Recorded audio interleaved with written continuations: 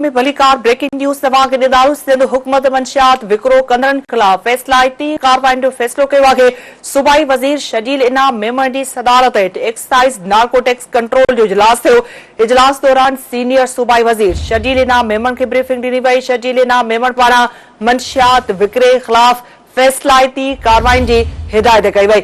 इजलास दौरान ॻाल्हाईंदे शजील इनाम मेमण जो चवणु आहे त ॿहिराड़ी वारनि इलाइक़नि में मंशियात जे विकिरे में इज़ाफ़ो थी रहियो आहे।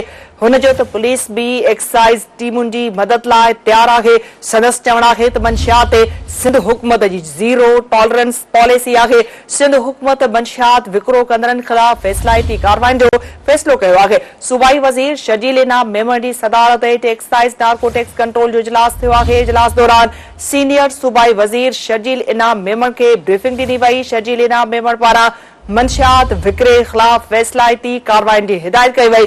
इजलास दौरान ॻाल्हाईंदे शजील इनाम मेमण जो चवणु हो त ॿहिराड़ी वारनि इलाइक़नि में मंशियात जे विकिरे में इज़ाफ़ो थी रहियो आहे।